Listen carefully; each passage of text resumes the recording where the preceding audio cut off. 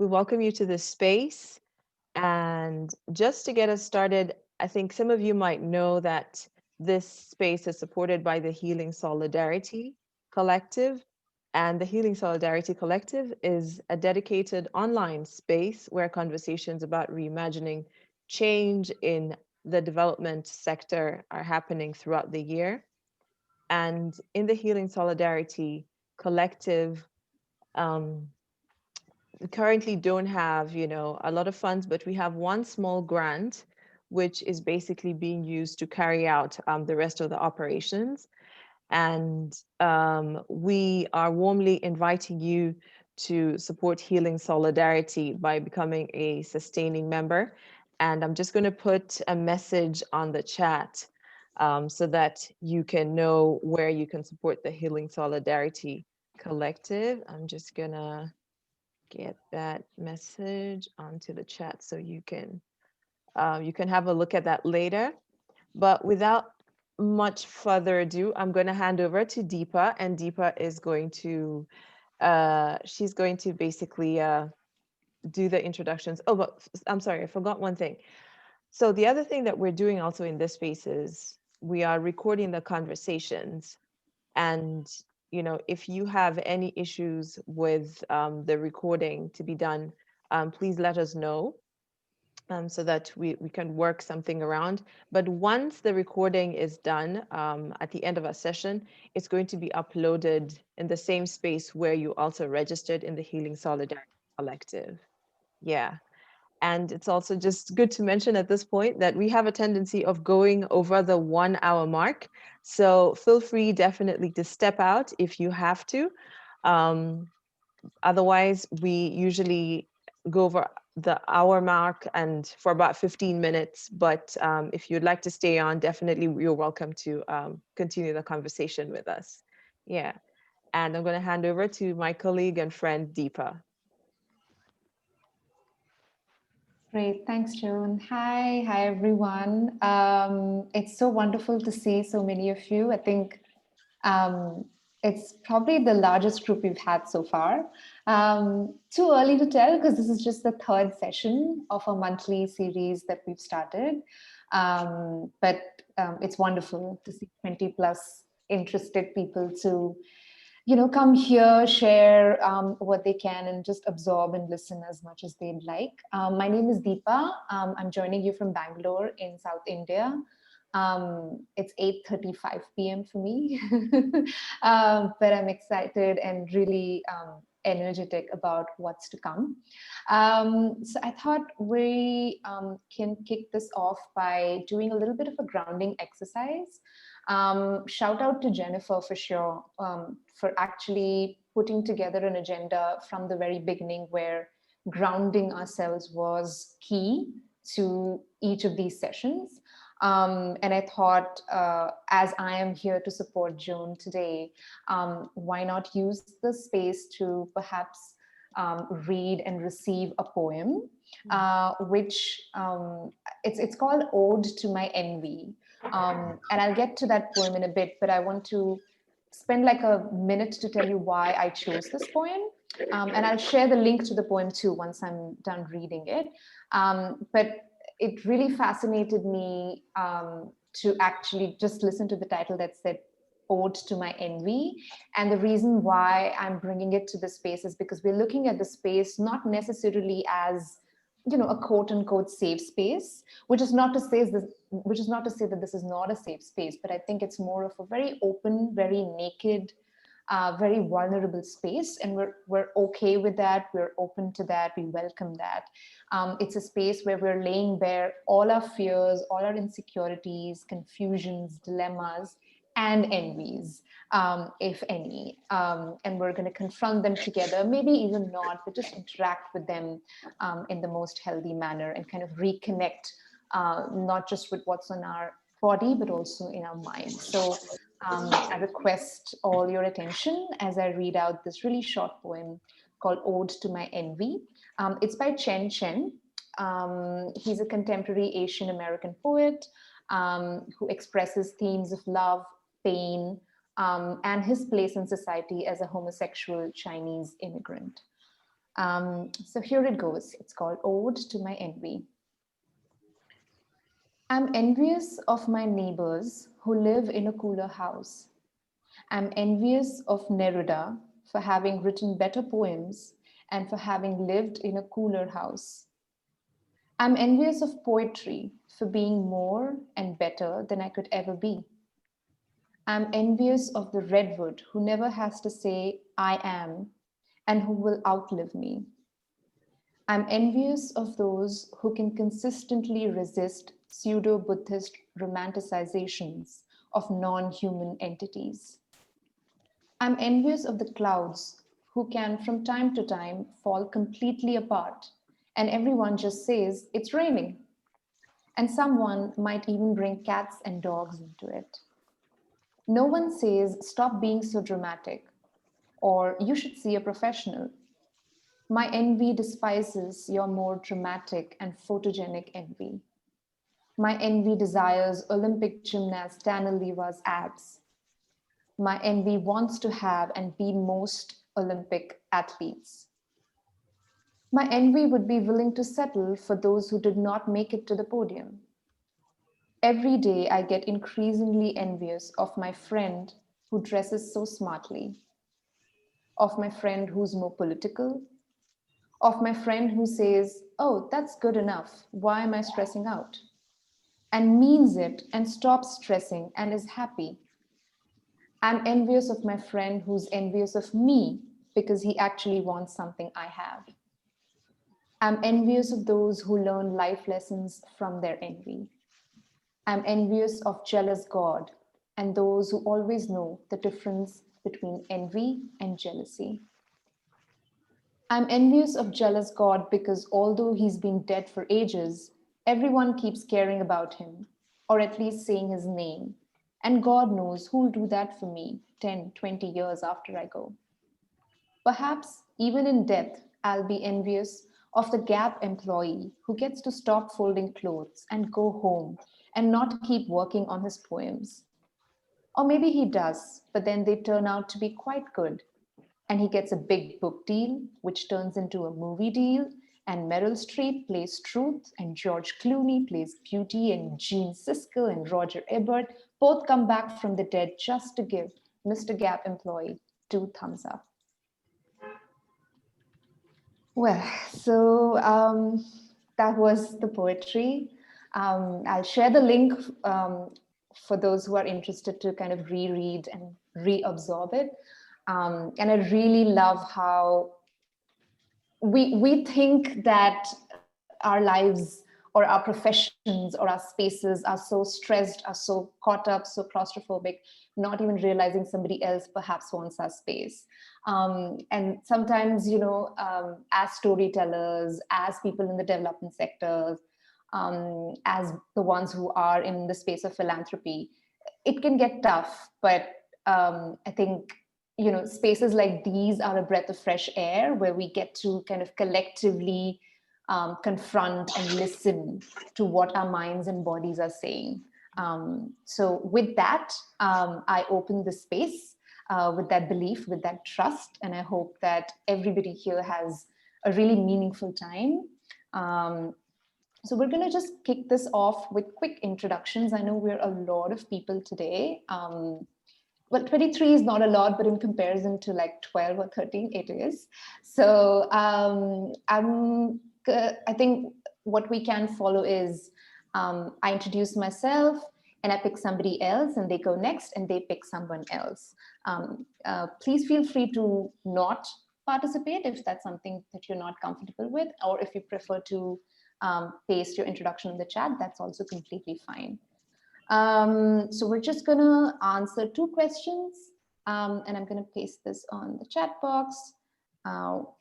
We're asking who you are and where you are in the world. And what music are you listening to today?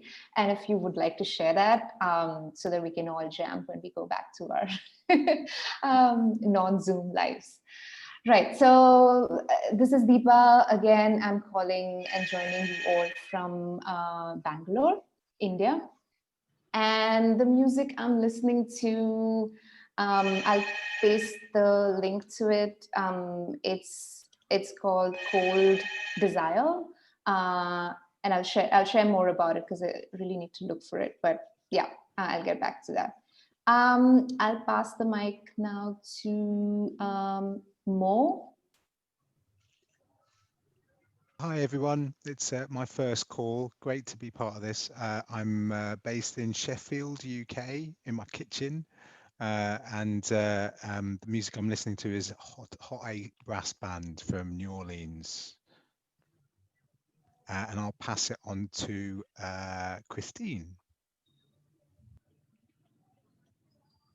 Unmute. Hi, I'm Christine. I'm in Richmond, Virginia, and I kind of live in the house of noise. My two younger sons are home from school, and one of them is a music major, and they're both singers. And so throughout the day, I listen to a lot of weird singing, and also my older son, who's a music therapy major, practicing sight reading hymns from a hymnal and a crazy Scriabin piece. So it could be anything. So, and so then I will, it's down at the bottom of the list. Tess. Hi everyone, also my first session joining today. I'm joining you from London, from my bedroom, and I've been listening to Kate Bush today. I'm going to pass on to Laura.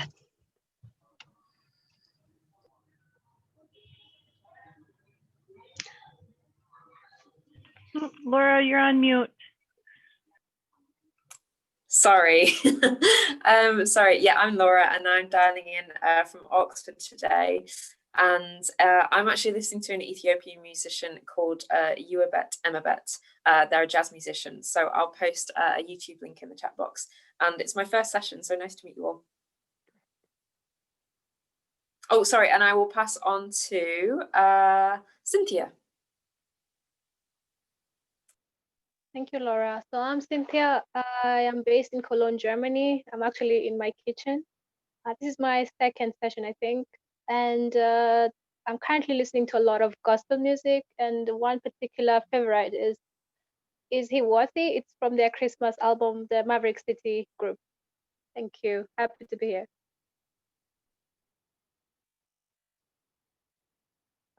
Cynthia, who would you like to pass on to?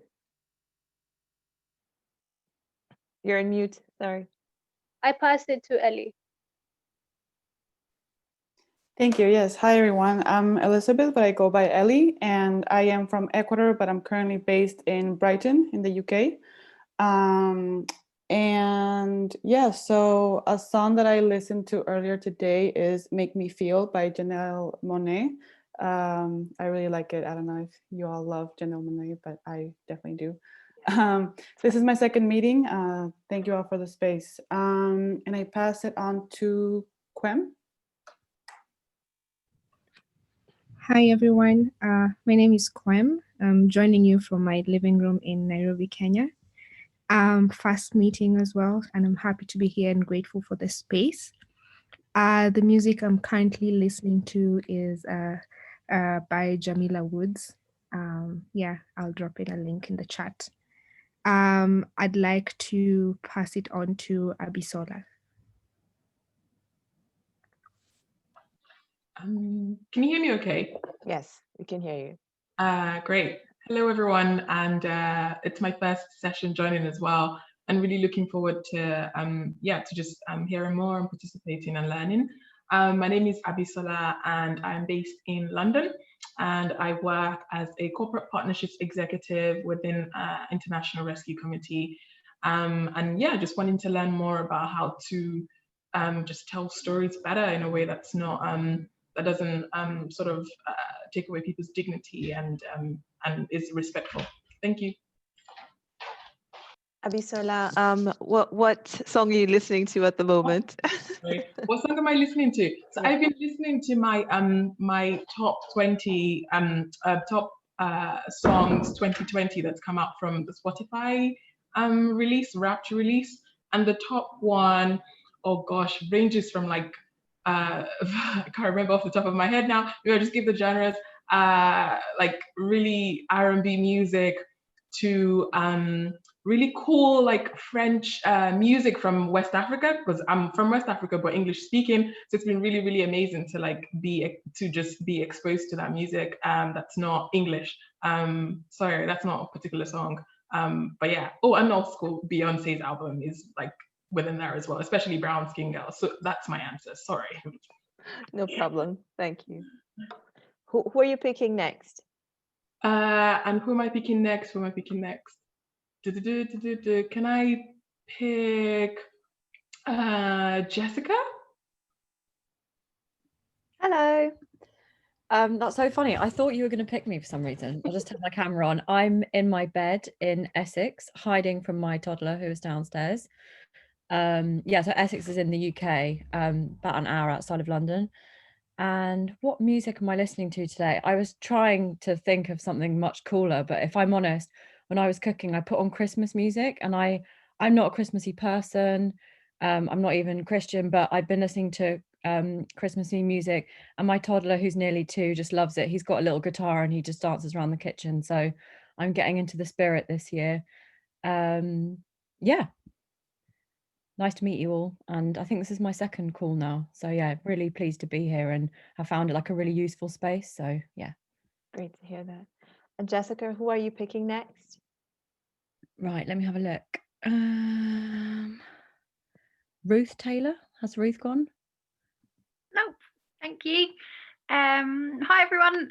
First time joining the call, but I recognise lots of names, which is lovely.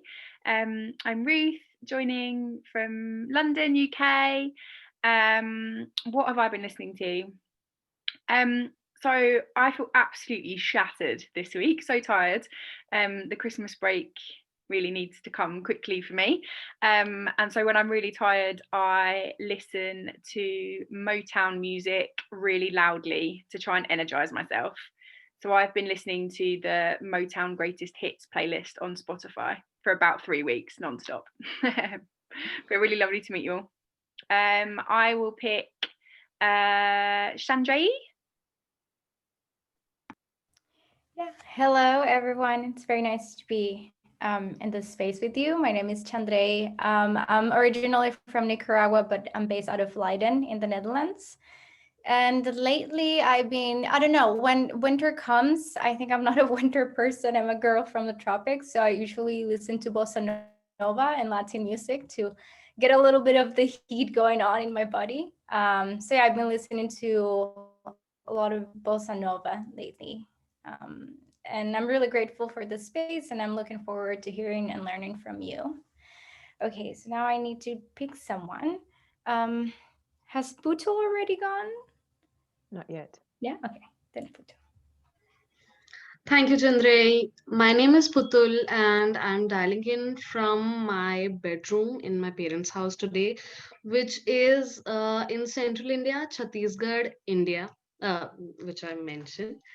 And today I have been listening to, well, the headlining song of the day is a Punjabi rendition of Ariana Grande's Positions. So that has been a groovy number for me. And Eva Joyce, have you gone?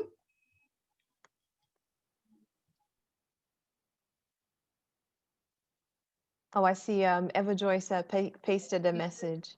Go on, Eva Joyce. I think EJ has introduced herself on the chat box, so maybe if you can pick somebody else, Putul. Okay, yeah. So, Maria, have you gone? I'm not sure. Hi everyone. Sorry, I just keep dropping off. I'm Maria. I'm originally from Colombia, based in Barcelona, Spain. I have been listening to La Perla, which is an all female Colombian cumbia band today. Yeah.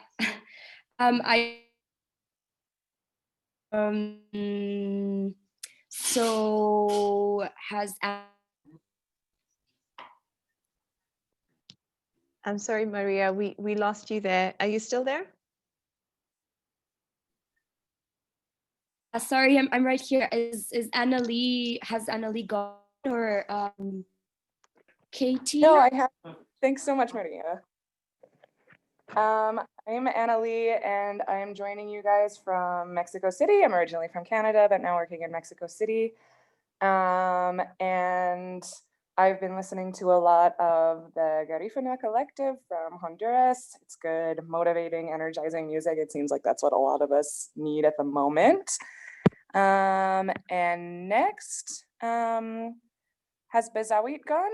I don't know if I'm pronouncing that right. Not yet, I don't think so.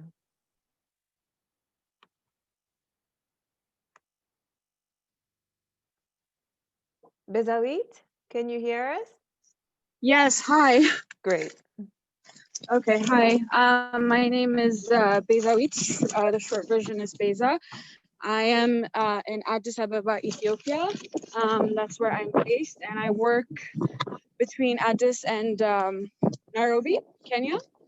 And music I've been listening to today is like throwback R&B from like the 2000s. And oh, sorry. Yeah, I pick. Has Tess gone? I have, yeah. Oh, yes.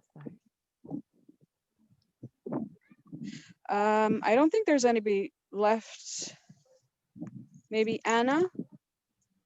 Good morning. It's morning for me here. I'm in my house, in my hometown of Minneapolis, Minnesota in the United States. And I've just been listening to holiday music. Right after Halloween, we are a solid holiday music family, and the current favorite is an old Wynton Marsalis jazz trumpet version, Crescent City. So Isabel, go ahead.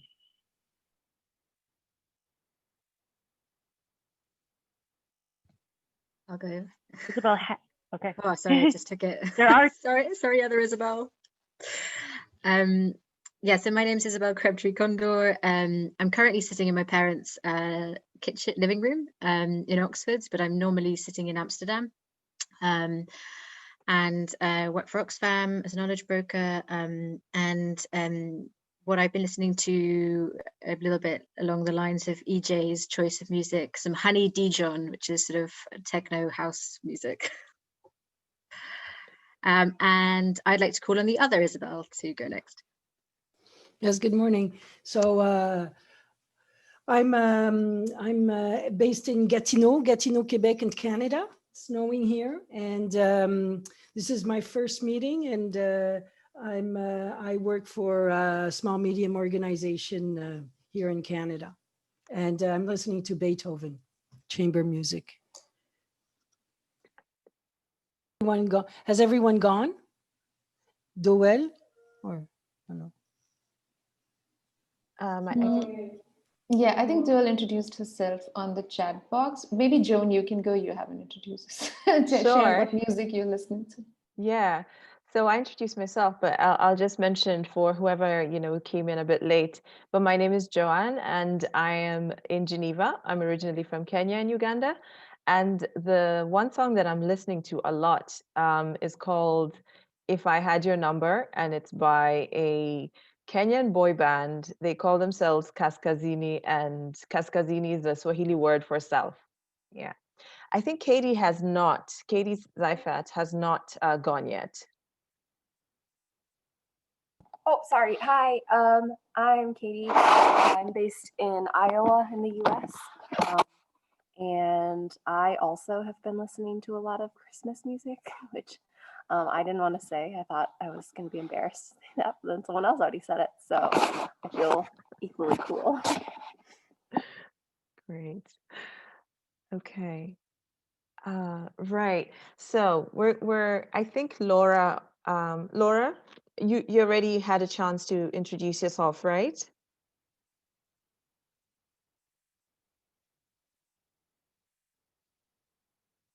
Okay. Anyway, I think we're going to move on to the next part of our session today, and that is just for me to give an overview of the aims of our session today. So, like Deepa mentioned, we're here to connect with each other and to continue growing this community where we all feel supported and we all feel like, you know, we have a voice to speak up against injustices that exist in our sector. And we're also here to support you in thinking about when or where you can take more creative risks in inviting change in how your organizations are communicating the work that they're doing. And then the other aim for our session today is to invite those uneasy conversations which we need to have, you know, to be ready to make mistakes because we're here to learn from one another and to chart the way forward, to be the way forward for our organizations, you know, to be that person in the comms team who is ready to be the way in terms of reimagining communications in the way that we're doing it in our sector. So you might be asking yourself, you know, why this space right now? So we're here to tell you that reimagining communications in our global development sector is possible and it is necessary. So you might have, you know, reflected back in the same way that the sector is reflecting and recognizing the racism that is oiling the operations and is actually, you know, manifesting also in terms of the outputs and also in terms of the communications that we're doing. And we want to capitalize on this awakening that is happening in the sector by acknowledging the systematic racism in our sector, you know, that is manifesting, like I mentioned, in terms of, you know, the power and the money and the decision making. And these are all structures which we recognize have to be changed in order for even the communication work that we're doing to be done differently. And that means that for communicators, for example, in the global north, this involves understanding the power in narrative framing and in terms of the words, the images, the way you may edit stories, you know, and the sort of choices that you're also making and how these choices are perpetuating certain stereotypes. And for our communicators in the global south, this also involves, you know, recognizing and unlearning the internalized white gaze of development and reimagining change in global dev communications is possible. It's possible because in the comms work that we're doing, ultimately what we want is to give power back to the communities in the global south, you know, by telling stories in a much more humane manner, in a way that is encouraging social transformations, and most importantly, also by telling stories together with these communities. Okay. And then without further ado, our guest, Isabel Crabtree-Condor, already mentioned, you know, that she's enjoying a lot of, you know, techno and house music at the moment.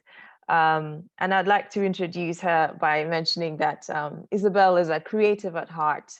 She's a cultural connector and a bridge builder with British Peruvian roots. And as a knowledge broker on narratives for Oxfam, she connects across different cultures, generations, languages, and areas of work to support people to learn from each other and recognize the power of their own knowledge and know-how.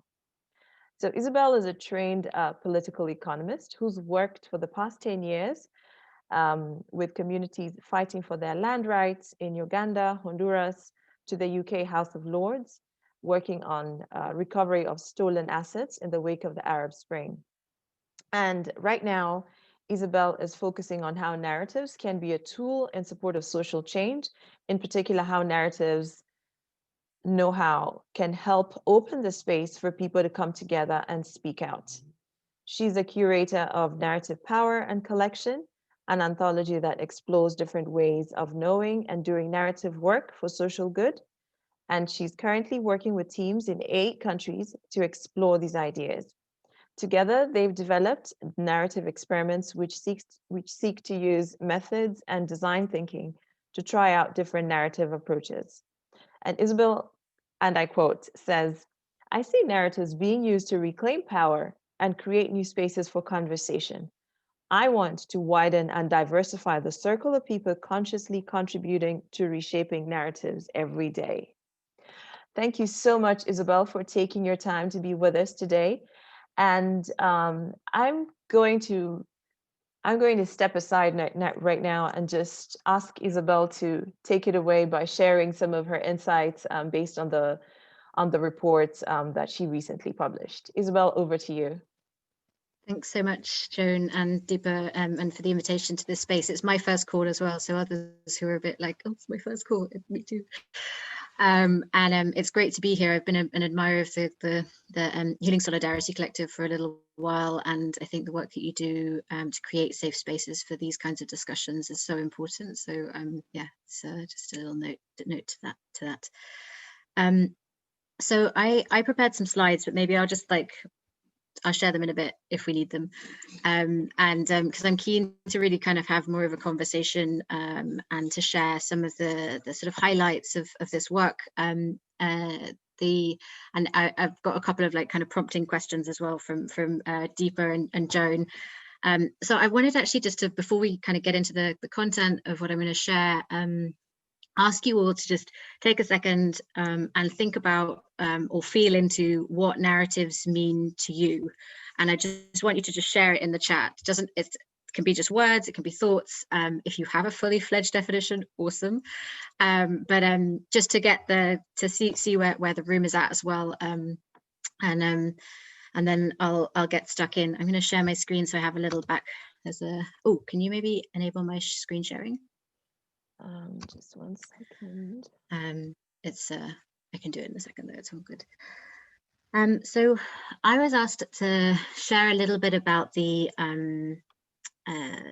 journey. And so these two anthologies, maybe some of you have seen them.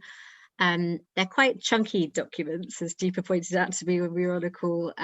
They are, and they're meant to be, right? So we're living in a moment where there's such kind of short attention spans, allegedly. And yet I've been hearing this phrase a lot. People will sit in front of Netflix and watch it, well, that me included, for hours on end. So we have interesting levels of attention for certain types of things.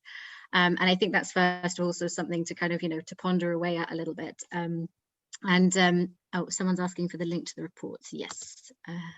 Don't worry, I'll do that. Oh, you've got them. Awesome. Yeah. And so when we started, and this work, I mean, it's funny because I'm not actually a communicator per se. I do a lot of stuff in the communication space, I guess. But for me, when I started this work on narratives, it actually came from a place of civic space, a question of civic space. And so civic space being the space for the freedoms of association, assembly, and expression to be enjoyed by all people. And what we had seen over the course of quite a few years, it was sort of a documented trend, was that the space to speak out was being closed in different ways. Oh, I still can't share. But it's all right. No, it's okay. I just Okay, I'm just trying. Sorry. Okay. I was like, I'll make some slides. It's fine. I don't need the slides. And so what we were seeing across the world was that the activists, social change actors, organizations, social movement leaders, pretty much anyone who was challenging power was being undermined. And those, and they were being undermined in a very personal kind of attacky way, which, the traditional smear tactics were there, but it seemed to have a different kind of narrative, almost story-like quality to those attacks. And when you started to zoom out, you started to see this kind of these overarching narrative arcs made up of many, many stories. I'll just check if I can share now. Yes. Yeah. Awesome.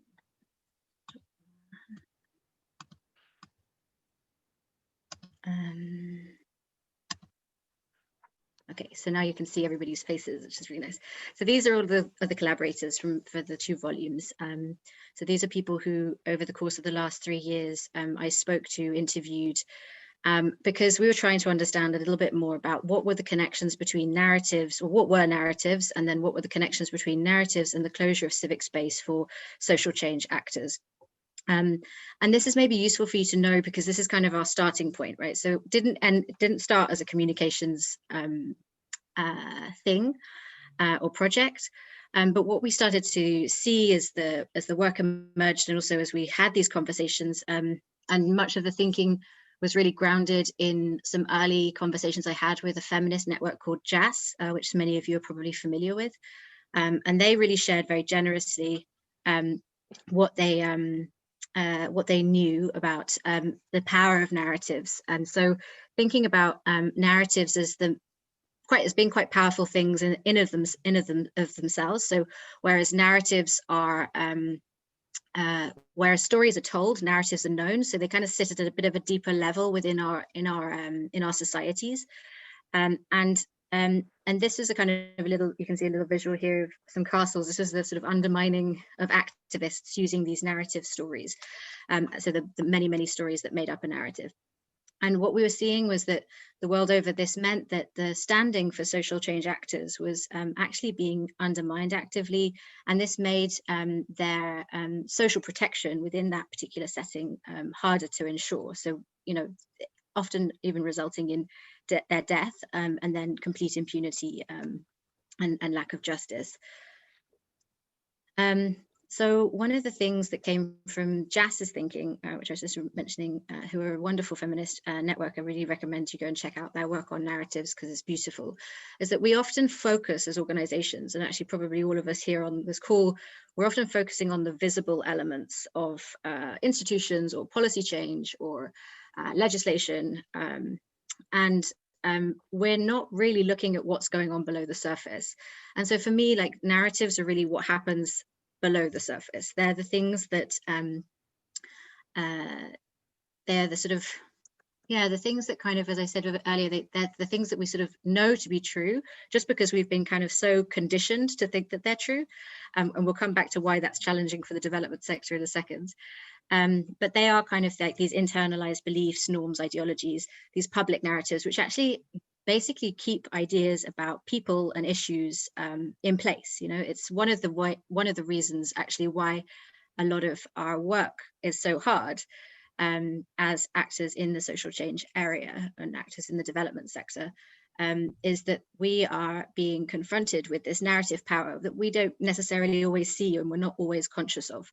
And actually, sometimes we're also the perpetuators of those same narratives as well. So it's an interesting kind of dynamic, and this is something that came from what I learned from JAS pretty early on.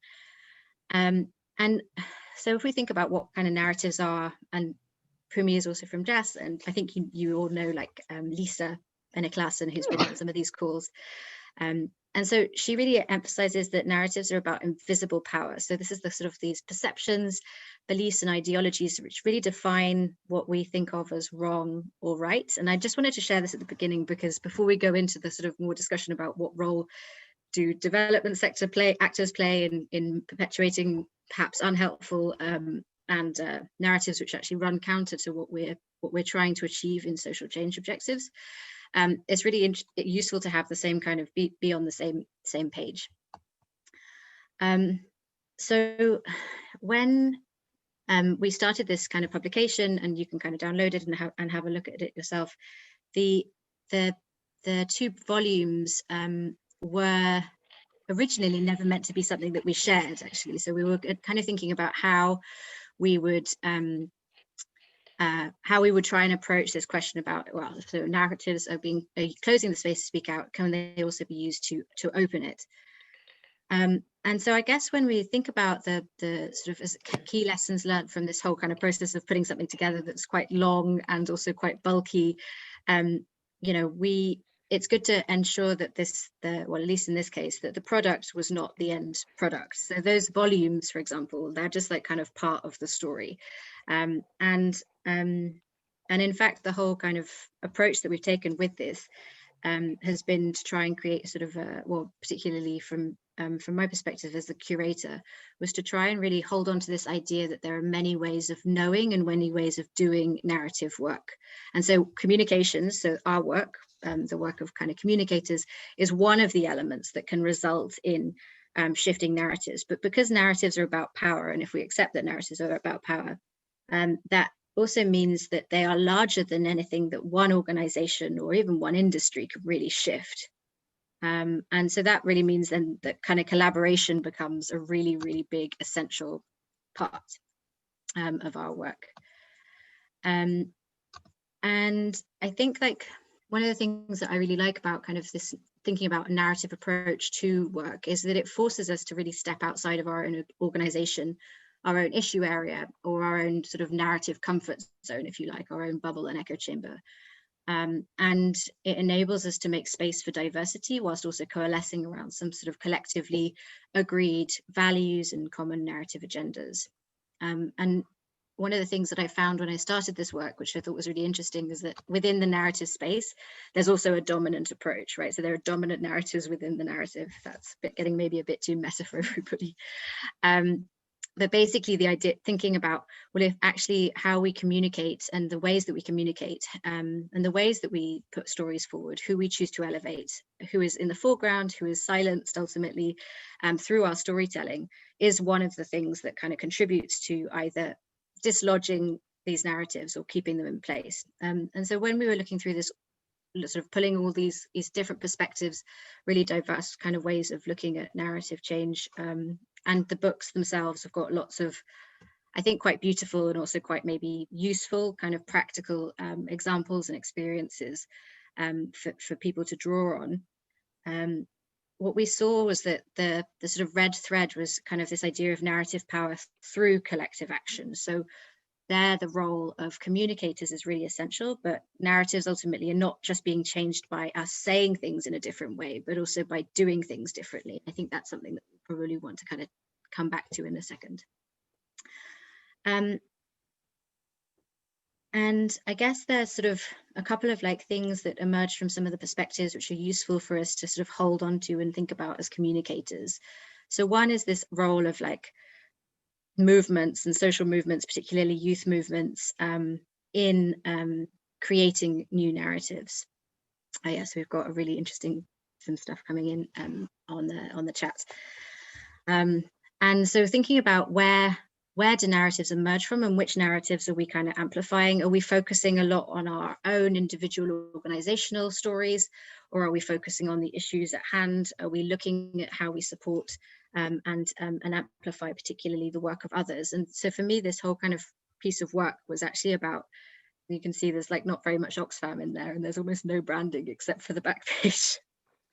And that was really intentional because it felt very important that these people had shared their knowledge with us so kind of generously to amplify their voices, their stories, and to also make that knowledge open source. So thinking about kind of these sorts of products as a sort of serving multiple purposes. So there's a lot hidden inside of that anthology, which maybe is not always visible kind of at the first sight. So it can look really pretty, and you know, it's quite long, but ultimately it's quite manageable, I think, in terms of the type of content that's in there, because it is literally just an anthology of perspectives, of different interviews with people who have, as I say, shared their knowledge with us. So I'm going to stop there and just see if there are any specific questions. I know that Joan and Deepa, you also had a couple of questions that you shared with me earlier, which I can touch upon, but maybe there are questions from the group and see. And we were also, so how, I think, Tess, do you want to share what you've just written in the chat? Because I think it's really interesting. Yeah, sure.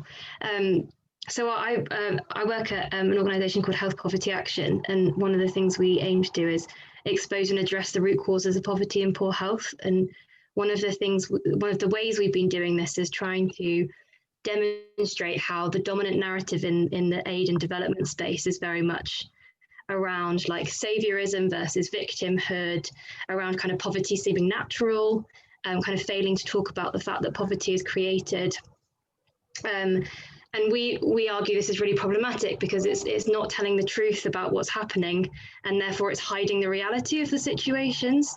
And so what we tried to do is we created a communications toolkit, and we've been trying to lobby the development sector to kind of shift how they approach their language with that in mind. But so the reason I wrote the aid thing is because one of the big things that we've been trying to expose is that the aid narrative is just this story, this narrative that we're told that, global north doesn't have any poverty. We know how to do things. We're the saviors. We're generous. We give money to poor victims in the global south. And really that narrative just hides so much of the political and economic and historic reality of what's going on. And really the truth is that we're only rich because we've plundered resources historically from the global south for decades and well, centuries. So that's kind of, that's kind of what I was trying to get to.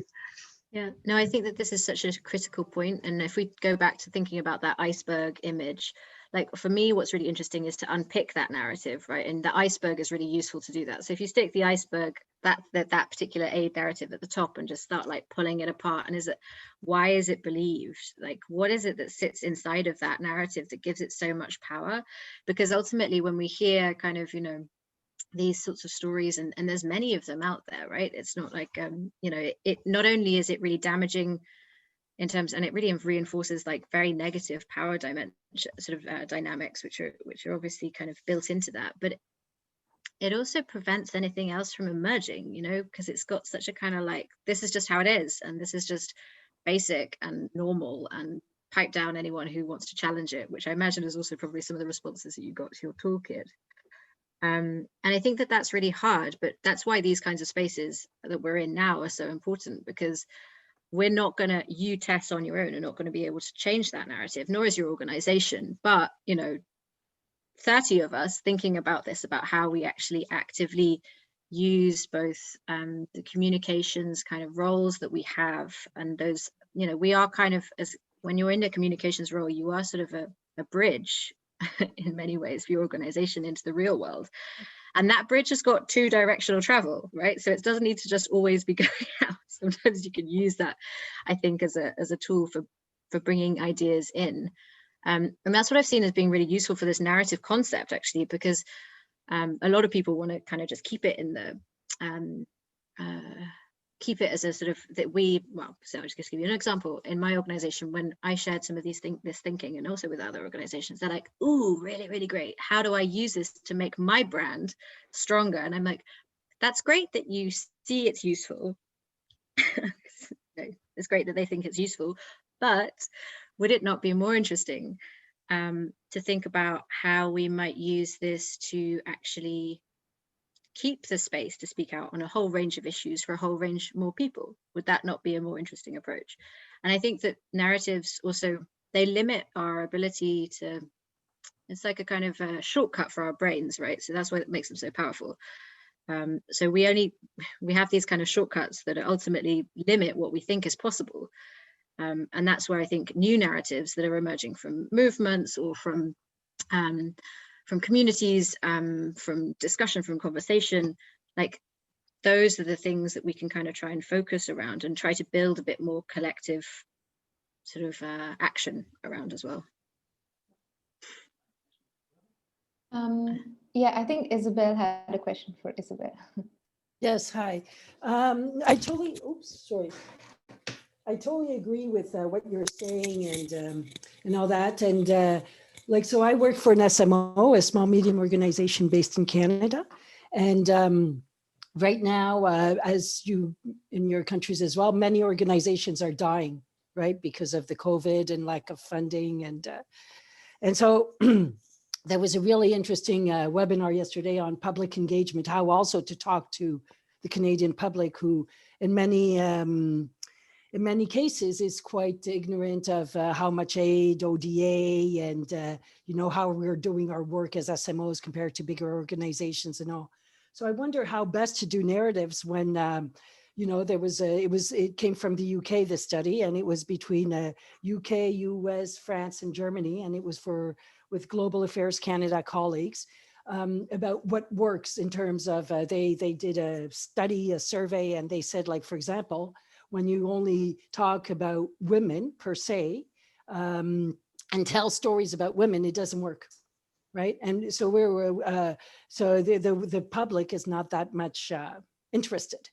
And so I wonder how, I understand like everything that you said, Tess, and I'll look at what your documents are, Isabel, but I wonder how to do it when we're dying, right? And our partners are are not doing that better either. Like we have partners in Central America, Honduras with Iota, and so I know taking into account the realities of what's going on and the climate crisis and all, and how to put the narratives while the public and the Canadian public is not at all engaged, and not even with our natives, or I mean, so I know how to deal with all this.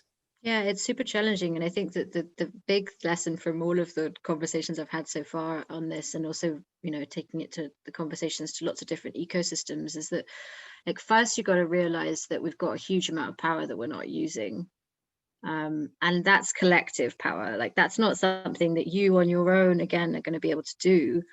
And actually, where, like, I'd say budgets being cut could actually be one of the biggest sort of it's probably quite a not wise thing to say, but budgets being cut forces organizations actually to have to look to more collaborative efforts on things that relate to social change communications, or at least it could do, and we could lead them there. And so thinking about what if collaboration was the starting point, not the end goal?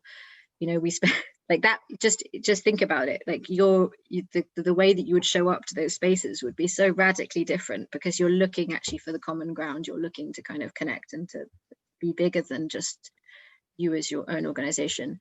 I think that the kind of narratives are like they're sort of a bit like dynamic currents. And there's a lot of thinking that I've borrowed from the Narrative Initiative alongside kind of JAS as well. And they're worth checking out. And, you know, it's very easy to feel like this is an insurmountable thing. There's just so much we have to change, and how are we going to do it?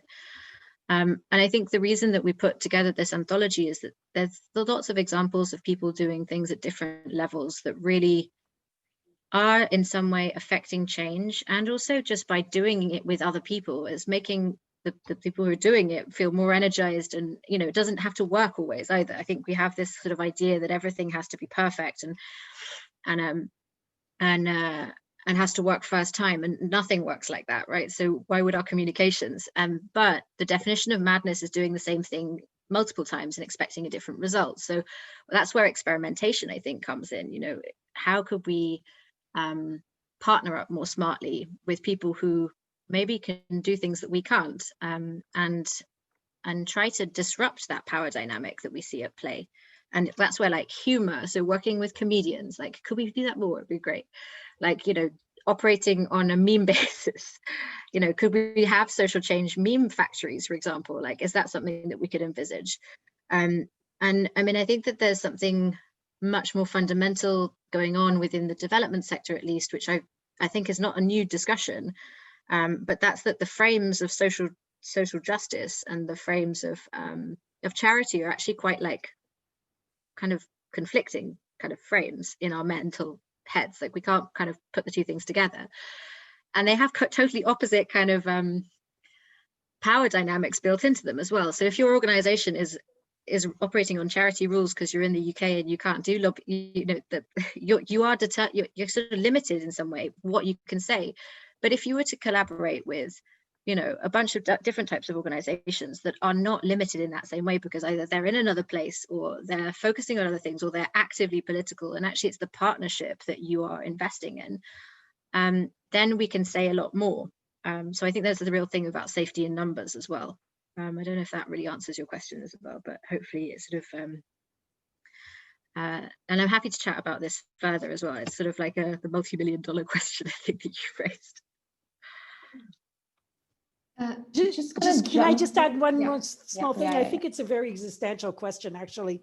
You know, I think we have to revisit what is our role. I'm trying to revisit what is the Canadian role, what is the future of Canadian SMOs, because I don't know even what sort of future we have, if any.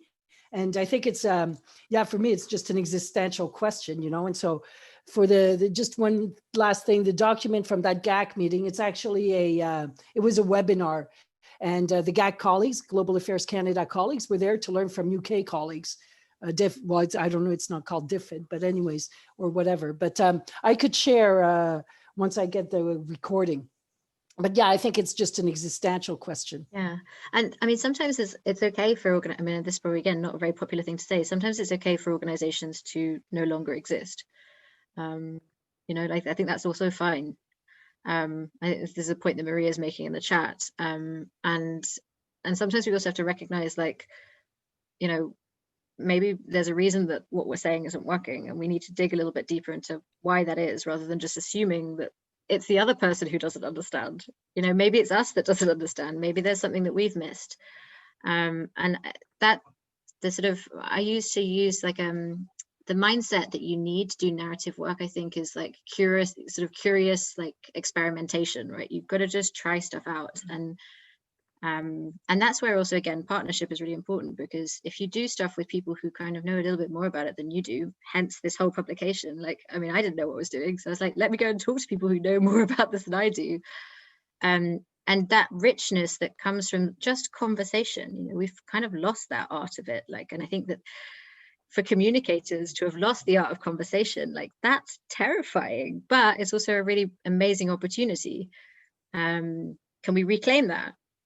Can we use it more effectively? And that whole listening kind of part of conversation, because it's not just I sort of like and expect you to change your view. You know, that kind of compromise, the willingness to compromise or to find common ground, that has to really be a kind of a core part of our communication work as well, I think. I'm just going to jump in and say that for everybody who is still here, thank you. And for anyone who wants to leave for whatever reasons, you're welcome to. It's totally fine. We'll hit the 1 hour mark, but that doesn't mean we're going to stop right away. But just like a little bit of a time check for anybody who's feeling any kind of screen fatigue or just has other things to do, like, feel free to jump in and jump out. I did have a comment or a question, but I'll wait before does anybody else has anything to offer before I raise what I had to say?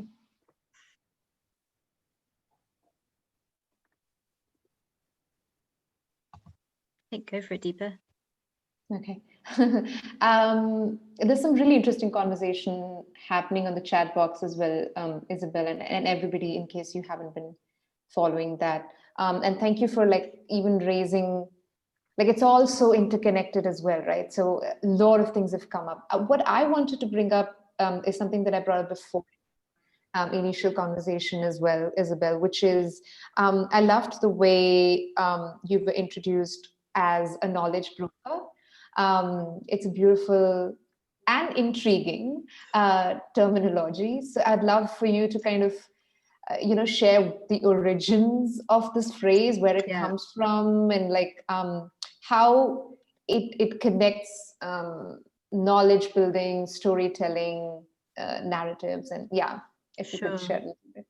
Yeah, it's a hilarious, funny question. Actually, it's the one. So it's the thing that got me to move to the Netherlands, and now I have a very interesting life there. So I was also fascinated by the title when I first saw it. I was just like, what is that? And then it turned out no one in the organization really knew, because it was a new role, and actually there aren't any others yet, but apparently there are going to be some more coming up at some point soon. And I guess I think built into it originally, the intention was, how can an organization become better at connecting and convening and not telling and doing? So, and that's a little bit my spin on it, right? So don't take that to my direct superiors, they might disagree. But like, it's also been a bit of a kind of a co-creation actually in practice. So what it actually means now is something that it's grown to mean over the course, and this is very specific to our organization, that you can find knowledge brokers in other sectors as well. And I think for me at least, in shaping that role over the course of the last 6 years, and it's the longest I've been in any job, right? So like, you know, that before that I was like that was not my I'd be like that for a year or go somewhere else, or, you know, whatever. There was just like lots of change. But there was something in it that really kind of kept and compelled me to stay, even in an organization that I think has lots of challenges like Oxfam. You know, we be very open about that. And so I think that the role itself is about facilitation of networks. So actually you both probably, if you look at my job description or how I think about it, probably think, okay, this is actually what I do. And actually I think a lot of us on this call probably do something similar to this. So it's about kind of encouraging people to understand what they know and what they hold as powerful. So part of that is like having conversations with people, asking questions, listening, reflecting back, this is what I've heard, and this is kind of what it looks like. And then there's an element of it which is about knowledge translation, which is kind of how do you help diverse people kind of understand each other's realities, even though those realities are so different. So how do you help through the process of learning and exchange? How do you get people to kind of step out of their corner and their particular kind of contextual, very unique place, and think about what they might learn from somebody else? And so how you facilitate that then becomes really important, because you can't be privileging someone's knowledge over somebody else's, right? So there's a very kind of intentionally equalizing of power relations within the organization. When I started, we had this kind of ideal that we would want to, because when somebody working in Oxfam was looking for knowledge on a particular topic, they would be their instinct, regardless of where they were, would to be going where the knowledge centers were, which were basically kind of all in the north, which for me something felt really ridiculous, because actually most of what we learned through practical doing, and really trying to figure out how do you get people to who are actually nearer the source, near the locus of change, near where knowledge is actually being produced, because I think of knowledge as being kind of the combination of expertise and experience. And how do you get those people to share their work? And there's something very kind of challenging of being in a, oh, I've got background, I can hear myself speaking. There's something really challenging about doing this work in a really giant organization, because a lot of what I do is actually just helping people navigate it. So I will have an overview of lots of different projects related to the topics that I work on, so governance or citizenship or civic space or fiscal justice, and it's my job to kind of keep in touch with all of those networks. So there's quite a lot of conversation actually is involved, and then the final bit is about like kind of trying to spot strategic things that people need to do collective work around. So narratives was actually one of those things. I was like, okay, it's in one of the strategies, no one's really paying attention to it. Like, what could we do with that? What do we need to know? And then you figure out, okay, nobody really knows very much about this, so maybe we need to start from an outside in approach rather than an inside out approach. But yeah, those are some of the elements. Thank you. This actually reminds me, I once saw a job description for the position of an ethical storyteller. The job role was ethical storyteller. Yeah. That really, I mean, I was like, what is up with that? And then it made sense. And, you know, it kind of boils down to what you just said about like, who is telling the story, who has the knowledge, where is it coming from? And, you know, it was, on paper, it sounded like a dream job. I don't know who it went to, but I was really, it's amazing to me and very interesting how organizations are also kind of re-looking, unpacking the way the role of a communicator is, which doesn't necessarily translates to, you know, communications and advocacy in the very traditional sense that we understand in the development sector, but actually kind of unpacking and unpeeling it a little bit more and see where it comes from and what context it, you know, emerges from. So yeah, thank you for that. I think also like that this is something that you just touched upon, which is really useful for us to think about, is like, how do we convey knowledge? Well, it's not through papers, like for regular people. It's through stories. So there is something also really kind of deep in our humanity or a human way of understanding things about how we transfer and transmit knowledge. And actually, I think I've never really thought about it in that way before, but that is also a really big part of what I do actually, is sort of trying to get people to tell their story, be that about their project or be that about their the things that they've learned, or the things that they're doing, or the things that are worrying them, or the things that are challenging them. And actually that kind of story, that capacity to tell that story, enables other people to connect to it and then also share their story. And I think that that's something, it ends up being a bit like a domino effect. I've never even, so this is a really useful conversation for me as well, because I'm just suddenly like, oh yeah, that is what we do. But I think that connection between knowledge creation and storytelling is such a kind of important thing, and where again, that question of power and who is telling that story, like, and how are they deciding how that story is told? There's a particular perspective in the publication in volume 2, a young man called Morgan Mays, who is a self-advocate for people with Down syndrome, and he himself has Down syndrome, and he says really clearly, you know, I want to be able to decide the kind of help that I get. I know I need help, but I want to be able to decide the kind of help that I get. And I think that that kind of impetus, that kind of principle, I think a lot of people refer to it, nothing about us without us. But it's that kind of questioning of, you know, who is the best messenger for this story? And I think it speaks also to Isabel's earlier point about, you know, maybe why things aren't landing with the Canadian population. Sometimes it's not the right messenger, and sometimes NGOs or INGOs are not the right messenger. And I think we have to also accept that. And then who is the right messenger? And do they understand enough about the topic to be able to be that messenger? I think those are, and then you have a whole line of work of conversation and engagement and trying to get somebody engaged in the issues that you're interested in. But yeah, I think this question of ethical storytelling is a really fantastic one.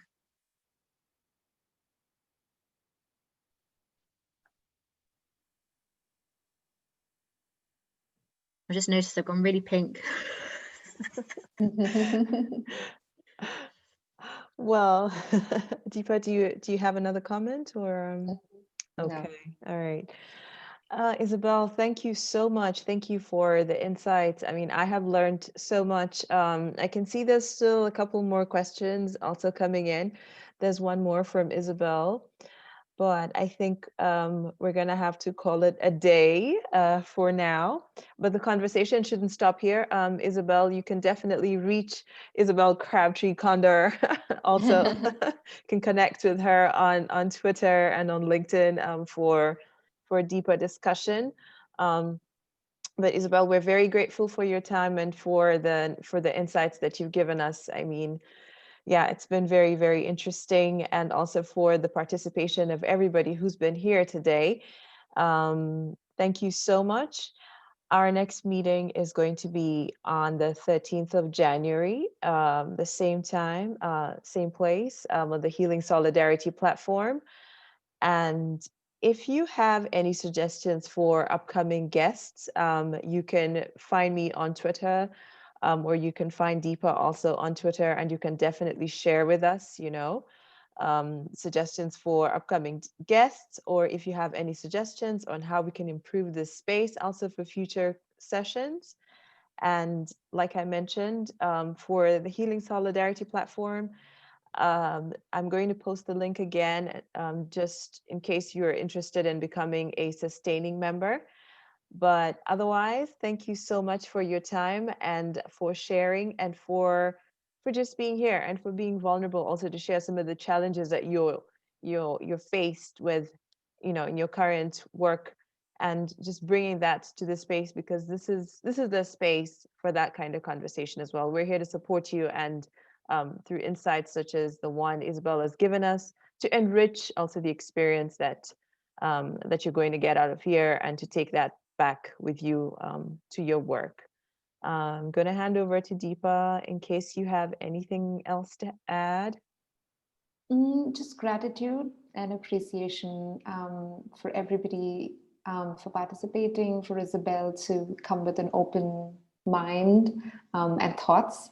And I remember when we initially had this conversation, we said we probably need 2 parts to this because there's just so much to talk about. And as predicted, we did exceed our time, but happily so. And yeah, of course, the conversation doesn't end here. Isabel, myself, Joanne, even Jennifer, we're all very active on Twitter. And we're also an email away if that's your mode of communication. But thank you so much for participating, and we hope to see some of you, if not all of you, again next month. and continue some more of these brewing conversations. So thank you so much. Take care. Thanks. Bye-bye. See you in January. Bye. Bye. Bye.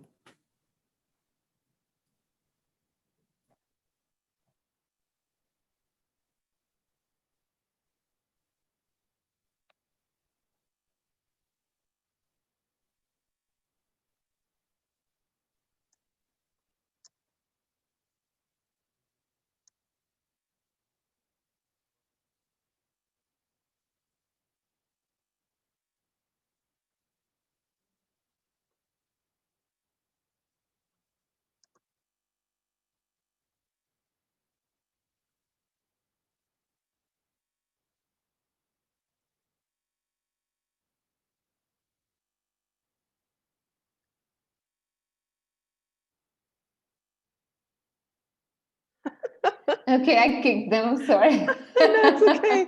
I was still fiddling here. I can see like I tell you, like I am like the worst multitasker. I think that person probably didn't know, or was just, I don't know, gauging our expressions. I think they probably forgot, or maybe they stepped aside or Yeah, something. yeah, Maybe yeah, they yeah. went somewhere. Yeah. Yeah. But yeah, thanks so much. Gosh, it was so much fun. It was such a Yeah. big turnout. I did not expect it to be like so full. Like I thought it would be the same 12, maybe 15 people, but like almost 25. At one point we were 25 or 26. Yeah, exactly. I had a feeling a little bit. I think I mentioned to you that maybe it might just draw in a lot of people, but I was not expecting more than 15 people, to be honest. So Yeah. that was a I think it's a good lesson that with each session the number of participants are increasing. The first one we had like maybe 10, second one we got 12 or 14, now we've come to 20. So more the people, more the fun, but also probably we also need a little bit more time because the introductions take time. And we don't want that to not happen because we want people to feel included. So maybe something to take back as well, just that this is only going to get more popular as the months go.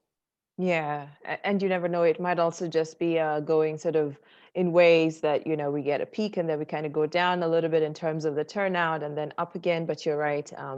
I expect also at some point that there's going to be kind of like a constant number, because there's some returning, sort of loyal participants, which is really nice to see. So we're probably going to get to that point where they will just keep coming back. But so what I've noticed again is there's always this moment where sort of the program changes.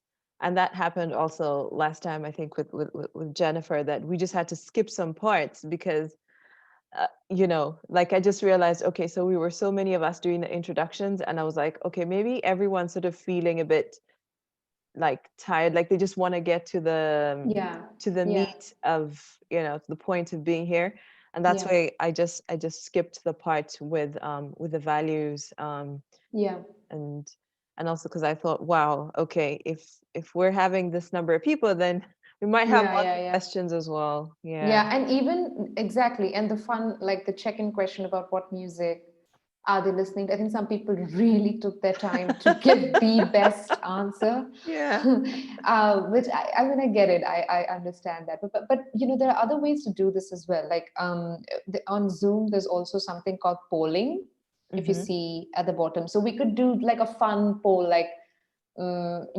pineapples on pizza, yes or no? And, just to like get into the groove.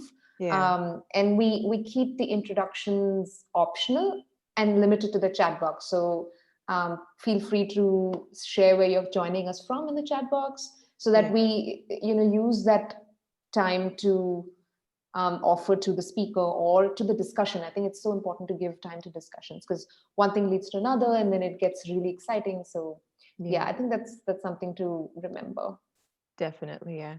speaking of which, it's still recording, and at least I didn't forget that.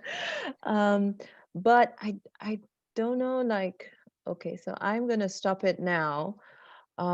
Because usually I think Jennifer sends it to somebody to edit. I have no idea, because I've seen that some parts are not usually there.